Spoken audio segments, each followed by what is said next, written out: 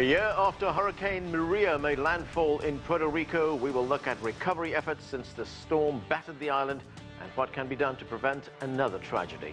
Hello, I'm Anand Naidu and this is The Heat.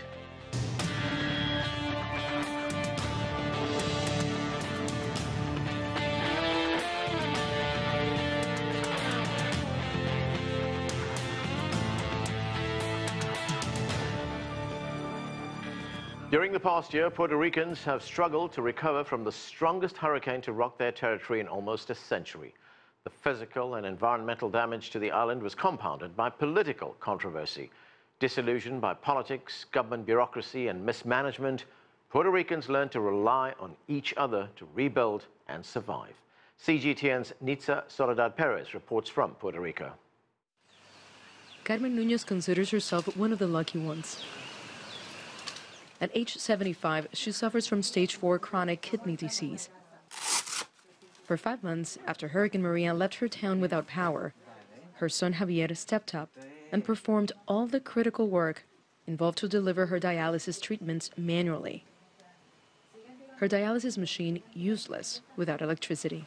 The machine is electric. Before the storm, I would prepare it for the treatment. I connect her to it, and in 7 hours and 14 minutes, she completes the treatment. I disconnect it and disinfect her. When the power is out, I have to do it manually.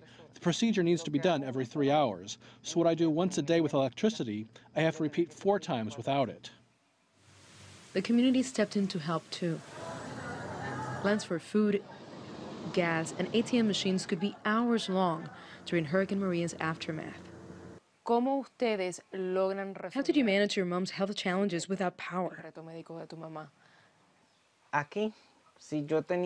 Imagine if I had to do the dialysis to her and also have to wait in line to buy milk, bread, sausages. Thankfully, I have a friend that would always tell me, no, stay with your mom. I'll stand in the lines and I'll bring you what you guys need. That neighborly help filled a critical gap in need for Javier and his mother. Then a local NGO came along and offered true relief. Rebecca Rodriguez works for Casa Pueblo.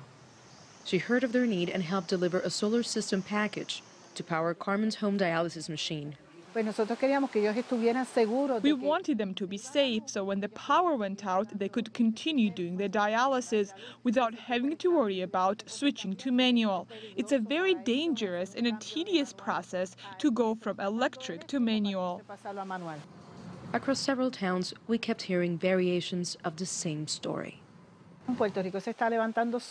Puerto Rico is rising on its own without the government's help. It's been helped by those Puerto Ricans who live in the U.S. From day one, locals began by cleaning up debris. Many felt that authorities were not doing enough.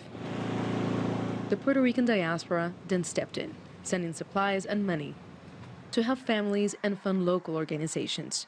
We've made it because the community has worked hand in hand. Truly, it's been just us forging forward. These islanders have endured mounting hardships during the past year. Many now realize that their revival depends primarily on their own strength and resourcefulness.